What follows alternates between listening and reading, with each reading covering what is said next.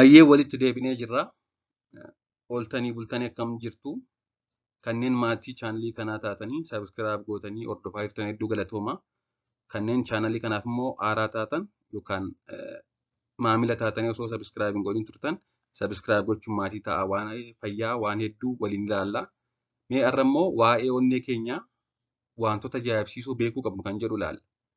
Onneen keenya qaama keessaa wantoota ajaa'ibsiisoo hedduudhaan beekama. Mee onneen keenya wantoota ajaa'ibsiisoo akkam akkamiidhaan beekama kan jedhu kan isin kanaan dura dhageessanii hin beekne isinitti hima. Akka armaan gadiitti waliin haa ilaallu. Kan jalqabaa akkuma isin beektan onneen nama gurguddaa giddu galeessaan daqiiqaa tokko keessatti si'a 72 dhikkifatti. Kan ijoolleef daa'imman immoo akka umurii isaaniitti kanaa olidha. 80, 100, 120 kun akkaataa umurii isaaniitti kan ji'a tokkoo ji'a lamaa jechuudha. Kun egaa 72 kan nama gurguddaadha. Isa xiqqaadha. Kana jechuun guyyaatti yoo xiqqaate si'a 100,000 rukkutti, waggaatti immoo si'a miliyoona 3.6 bara jireenya nama tokko keessatti giddu galeessaan si'a biliyoona 2.5 ol dhikkifatti. Kontiineesli osoo walirraa hin kutin jechuudha. Kun akka dalagaa hedduu hojjettu agarsiisa onneen. Garbiraan ulfaatinni giddu galeessaan onneen keenya qabu giraama 300dha kan nama gurguddaa. Giraama 300 ulfaatinni. Guddinni immoo guddinni onnee keenya hanga aboottee keenyaa ga'a. Guddinni daa'immaniis guddinni onnee daa'immanii hanga aboottee isaanii ga'a, kan keenyas hanga aboottee keenyaa ga'a. Akkuma suuraa irratti argitan kana aboottee keenya yookaan harka keenya walitti guduunfinee hanga saayizii yookaan guddina onnee keenyaatti tilmaamuu dandeenya jechuudha. Guddinni onnee nama tokkoo hanga aboottee isaa hanga harki isaa yeroo guduunfamu ga'uu ga'a jechuudha. Kan ijoollees akkasuma. Kanaaf kan ijoollee hangi isaa xiqqaadha, kan nama gurguddaa guddaadha. Yoo namni sun qaamni isaa baay'ee guddaa ta'e harki isaa akkasuma onneen isaallee guddaadha jechuudha.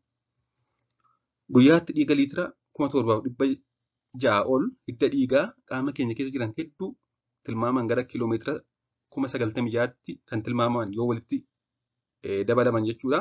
Kan dheeratu keessa rabsaa oola. Ujummoon dhiigaa yookaan hiddi dhiigaa qaama keenya keessa jiru yoo ida'ame yookaan yoo dheerate bifa daandiidhaan yoo taa'e gara kiiloomeetira 96,000 ga'a jechuudha.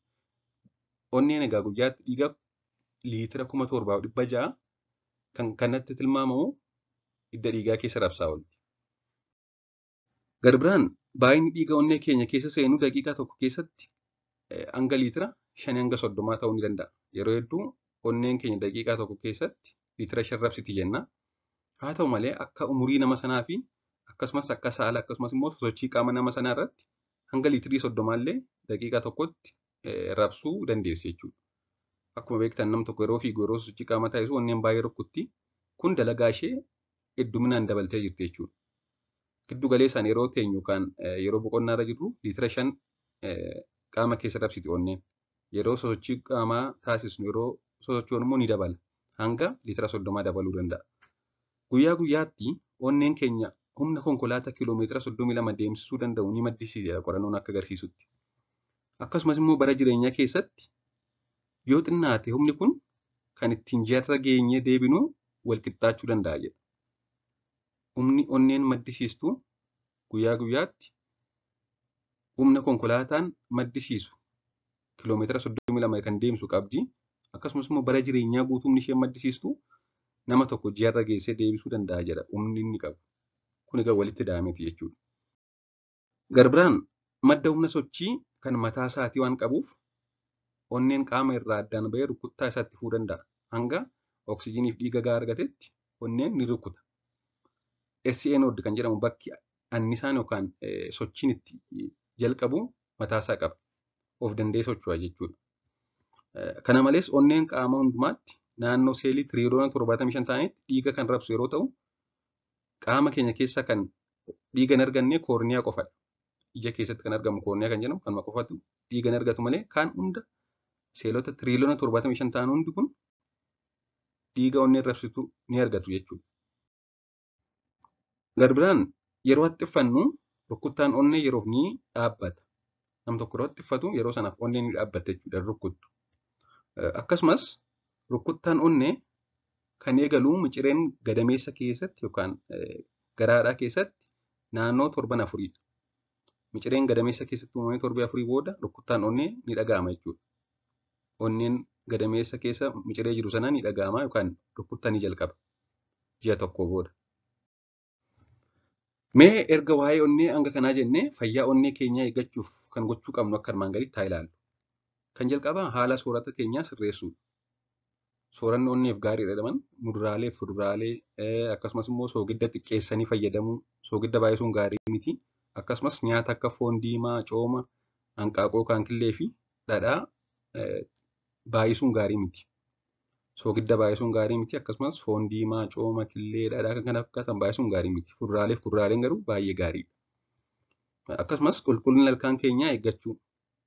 Ilkaan keenya yeroo yerootti rigachuun baay'ee barbaachisaadha fayyummaa onnee keenyaaf. Akkasumas dhukkuba dhiibbaa dhiigaatii fi dhukkuba sukkaaraa yoo qabna ta'e, diyaabeetik yookaan hypertension yoo taanee jirra ta'e, hordoffii sirrii taasisuudhaan haala ogeessi fayyaa jedhan hordoffii sirrii taasisuudhaan to'achuu danda'uu qabna. Warreen kun warreen onnee miidhuun beekamanidha. Dhiibbaan dhiigaa fi sukkaara. Garbiraan tamboo xuuxuu yookaan aarsuun gaarii miti. Tamboo xuuxaa jirra yookaan aarsaa jirra taanaan dhiisuun barbaachisaadha. Yookaan yeroo yeroodhaan hir'isaa dhaabuun gaariidha jechuudha. Kana malees sochii qaamaa guyyaa guyyaan daqiiqaa 30 fi isaa oliif taasisuu. Guyyaa guyyaan daqiiqaa 30 fi torbanitti immoo xiqqaate guyyaa 5 sochii qaamaa taasisuun baay'ee barbaachisaadha. Kana malees ulfaatina qaamaa to'achuu. Obesiitii yookaan furdina hamaa dhabamsiisuu akkasumas immoo ulfaatina qaama keenyaa hanga hojjaa keenyaaf madaalamaa taasisuu yookaan boodii maas indeksii kan jedhamu isa kana madaalamaa akka ta'e taasisuu. Boodii maas indeksiin 20 hanga 25 gidduu akka ta'u ulfaatinni qaamaa dheerina qaama keenyaaf. Kan kana fakkaatu taasisuun egaa fayyummaa onnee keenyaaf baay'ee gaariidha. Garbiraan amma danda'ametti dhiphina yookaan mukaa'uu sammuu ofirraa ittisuu. Dhiphinni qaama keenya hedduu miidhaa isaan keessaa kan miidhamu tokko onneedha jechuudha. Cinqii yookaan mukaa'uu kun onnee ni miidha. Dabalataanis keessumaa daa'imman biratti ijoollee biratti jechuudha. Dhibeen onnee erga toonsilii dhukkubsatanii booda dhufu jira. Ruumaatik artritis kan jedhamu. Yeroo isaan qoonqoo yookaan toonsiliin isaanii isaan dhukkubu yaala ga'aa ta'e akka isaan qabaatan taasisuun barbaachisaadha. Toonsiliin isaanii isaan dhukkubee yoo yaalamii nafanii dhibeen kun dhufuu danda'a waan ta'eef yoo yaalaman garuu dhibee kana ni ittisa. Waa'ee onnee ilaalchisee barnoota ni qabadhee jiru kanumadha. Waan na dhaggeeffattaniif hedduu galatooma. Waa'ee barnoota yeroo yerootti qopheessuu yaada yoo qabaattan koomentii jala naa kaa'a. Akkasumas immoo mata duree kanarratti barnoota nu hojjedhu. Kana kanarratti osoo barnoota hojjette baay'ee gaariidha kan jettan yoo jiraate kanas koomentii jala kaa'a. Akkasumas immoo hanga danda'ametti laayikii fi sheerii waliif taasisnee wal haa hordofnu jechuun barbaada. Kanneen yeroo jalqabaaf ilaalaa jirtan sabiskiraayib gochuun asumaan maatiitti dabalamaa jechuun barbaada. Turtii gaarii.